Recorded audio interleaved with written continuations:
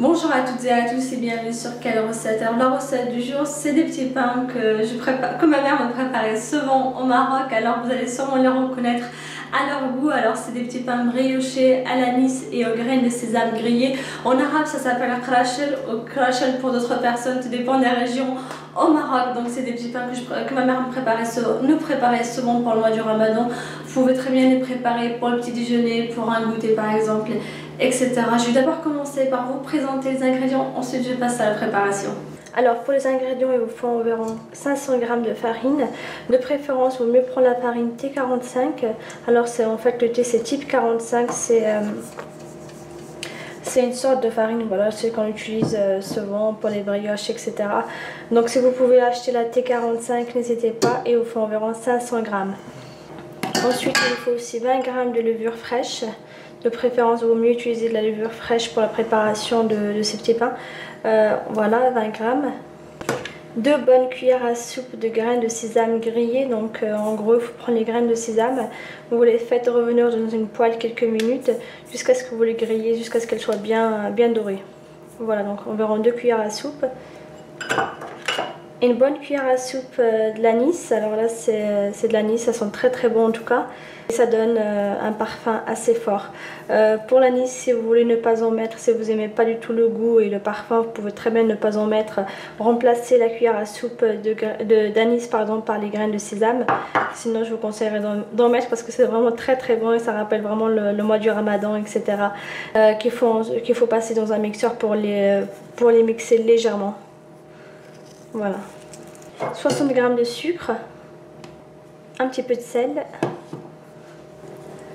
de l'huile de tournesol, 15 centilitres d'huile de tournesol, 20 à 25 centilitres de lait tiède. Bien sûr, pour la quantité, tout dépend de la farine que vous allez utiliser. Donc là, j'ai environ 20 à 25 centilitres. Chez vous, n'hésitez pas à adapter la quantité par rapport à la farine et au pétrissage. Un sachet de sucre vanillé. Une bonne cuillère à soupe de levure chimique, une bonne cuillère à soupe de beurre mou, c'est très important, il faut que le beurre soit bien mou, voilà, et un œuf. Et pour la décoration, il vous faut des amandes, soit des amandes concassées ou des amandes effilées comme ici, voilà, ou des graines de sésame. Et ensuite, il vous faut un jaune d'œuf que vous pouvez très bien mélanger avec une petite cuillère à soupe de lait. Donc là, je vais mélanger mon jaune d'œuf avec la petite cuillère à café de lait. Plus une petite cuillère à café, pas beaucoup, voilà. Alors, je vais commencer par faire diluer la levure boulangère pour la préparation. Donc, j'ai fait tiédir le lait dans le micro-ondes. Voilà, je vais mettre de côté la levure. Ensuite, soit vous pétrissez la pâte à la main, vous pouvez très bien le faire. Sinon, vous pouvez très bien utiliser le robot pour le pétrissage. Donc, je vais commencer par verser les graines de sésame grillées, voilà. 2 cuillères à soupe. Une cuillère à soupe d'anis. Alors, la cuillère à soupe de levure chimique. Voilà. Le sucre vanillé. Et je vais mettre une bonne cuillère à soupe de beurre. Voilà, un petit peu de sel, selon votre goût. Hop, je vais juste enlever un peu, voilà. Le sel c'est bon, ensuite je vais mettre l'huile de tournesol. Voilà, l'œuf, la levure boulangère. Voilà, donc maintenant je vais mélanger l'ensemble à l'aide d'un robot. Bien sûr, vous pouvez très bien pétrir la pâte à la main. Et en même temps, je vais rajouter le lait tiède. Alors, je vais pétrir la pâte quelques minutes. Juste pour pouvoir mélanger tous les ingrédients ensemble. Alors maintenant, je vais rajouter le lait petit à petit jusqu'à obtenir une pâte qui est très très molle, limite elle colle contre les mains, que nous allons voir juste après. Donc là, je mélange, je continue et je verse le lait en même temps.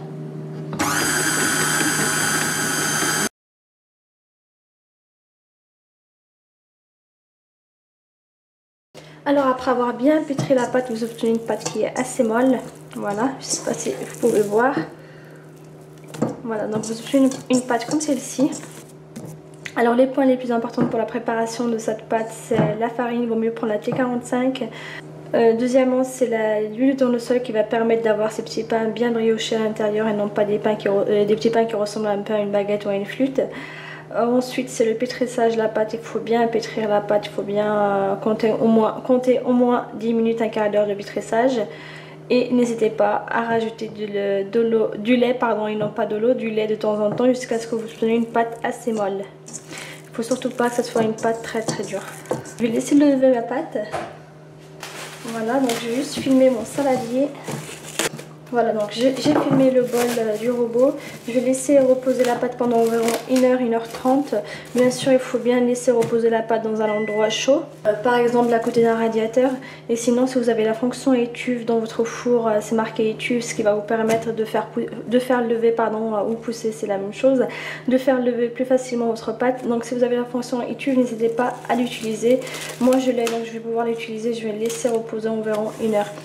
Chez vous, bien sûr, si vous n'avez pas cette fonction là, vous pouvez très bien laisser lever votre pâte à côté d'un radiateur pendant environ 1h30 si ce n'est pas plus, tout dépend de la température de votre pièce. Alors après environ 1h, j'ai laissé reposer ma pâte environ 1h, voilà. Donc elle a bien gonflé. Je vais dégazer la pâte.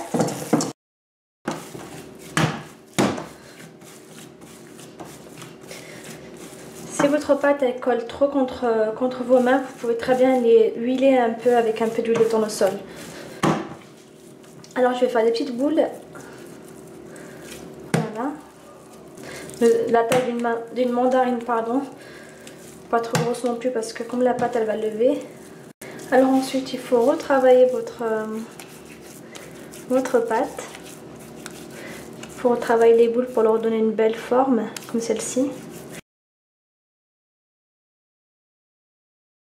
Ensuite, il faut prendre une plaque avec du papier sulfurisé pour la disposer dans cette plaque. Il ne faut surtout pas trop appuyer non plus pour les étaler comme une pâte à pizza. Il faut juste appuyer légèrement, voilà, pour qu'elle soit bien uniforme sur le dessus. Et bien sûr, il faut bien les séparer parce que sinon la pâte, elles vont pousser le volume, donc elles risquent de couler ensemble. Maintenant, je vais couvrir les petits pains. Je vais les laisser pousser pendant environ 1h, 1h30, voire même 2h, tout dépend de la température de votre pièce. Bien sûr, il faut bien les mettre à côté d'un radiateur par exemple. Si votre pièce est froide, votre pâte, elle risque de ne pas pousser. Donc c'est très important, il faut bien avoir une pièce chaude au lieu de les mettre à côté d'un radiateur par exemple. Et sinon, vous pouvez très bien utiliser la fonction étuve si vous l'avez dans votre four. Alors dès que vos petits pains ont augmenté de volume, ont bien poussé, donc moi je les ai laissés pousser pendant environ 1h. Dans mon four, j'ai utilisé la fonction étuve. Même si vous ne l'avez pas, vous pouvez très bien les mettre dans votre four. Il suffit de faire préchauffer votre four par exemple à 50 degrés. Ensuite il faut l'éteindre bien sûr, vous le laissez un petit moment, 5 minutes ouvert par exemple. Et après vous mettez votre plaque à l'intérieur. Bien sûr le four éteint. Il ne faut surtout pas mettre la plaque avec les petits pains à l'intérieur, le four allumé. Bien sûr il faut bien éteindre votre four. Donc là je suis en train de badigeonner le dessus avec un joint d'œuf. Je préfère utiliser mes doigts que d'utiliser le pinceau, tout simplement parce que les petits pains ont bien gonflé, donc je ne vais pas appuyer dessus avec le pinceau. Je préfère mieux aller délicatement avec les doigts. Voilà. Il faut bien faire attention parce qu'il ne faut surtout pas dégazer la pâte, il ne faut surtout pas appuyer dessus avec vos doigts, sinon la pâte elle ne va pas pousser pendant la cuisson. Donc il faut bien y aller délicatement. J'ai un pinceau chez moi mais il n'est pas bien pratique, donc il est assez épais si vous voulez. Et à chaque fois que j'essaie de badigeonner, de dorer le dessus avec un genre de dorer mes petits pains avec, il dégaze la pâte, donc du coup ma pâte elle ne pousse pas elle ne gonfle pas pendant la cuisson. En même temps vous pouvez commencer à faire préchauffer votre four à 180 degrés. Bien sûr il faut commencer un peu plus tôt que maintenant. J'ai oublié de vous le dire avant, donc il faut bien préchauffer votre four à 180 degrés, voilà. Alors pour la décoration vous pouvez utiliser des graines de sésame, voilà, pour en mettre sur le dessus. Sinon, vous pouvez très bien utiliser des amandes concassées. Des amandes défilées, pardon, mais vous pouvez très bien aussi utiliser des amandes concassées si vous le souhaitez, voilà. Voilà, après avoir badigeonné dessus avec un jaune d'œuf et après les avoir aussi décorés avec des graines de sésame, des amandes effilées et ensuite des amandes concassées. Pour la décoration, vous choisissez ce que vous voulez.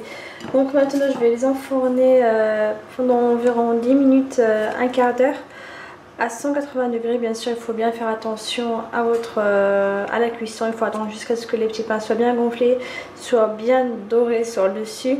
Et bien sûr, pour la cuisson, c'est selon votre four. Après, il faut bien vous adapter. Il faut compter environ 10 minutes, un quart d'heure. Vous pouvez aller jusqu'à 20 minutes, mais pour ça, il faut bien faire attention. À la cuisson. Il ne faut pas non plus que les petits pains soient trop cuits parce que vous allez avoir une croûte assez dure sur le dessus. Et c'est pas du tout, c'est pas le but, c'est pas ce qu'on recherche.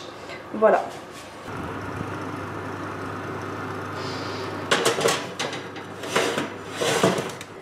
Alors les petits pains en graines de sésame et à l'anis sont prêts.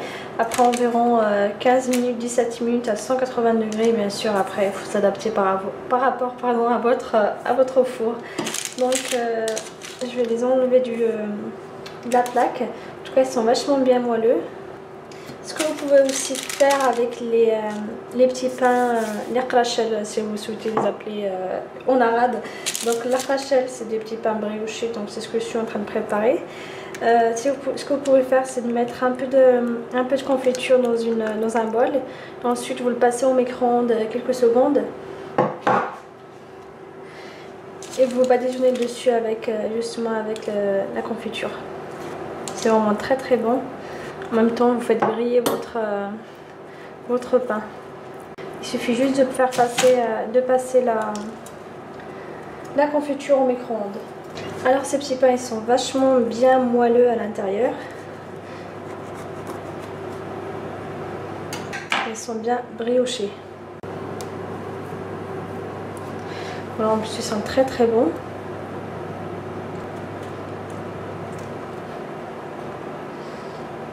On a vraiment le goût de l'anis et c'est vraiment les graines de sésame, mais c'est vraiment très très bon. En tout cas, c'est bien moelleux. La pâte, elle n'est pas du tout dure sur le dessus. Voilà, c'est prêt. Maintenant, il ne vous reste plus qu'à les préparer chez vous. N'hésitez pas, si vous avez des questions, à me les poster sur YouTube. Je vous répondrai. N'hésitez pas non plus, si vous le souhaitez, à cliquer sur partager pour faire découvrir ma chaîne YouTube à vos amis, à votre famille, etc. Voilà pour aujourd'hui, vous pouvez retrouver tous les ingrédients sur mon site quelrecette.com. Vous pouvez aussi les retrouver juste sous la vidéo, il y a tous les ingrédients. N'hésitez pas à vous abonner pour plus de recettes. Si vous souhaitez m'encourager, il suffit de cliquer sur partager pour faire découvrir ma chaîne YouTube à vos amis, à votre famille, etc. A très bientôt, ciao.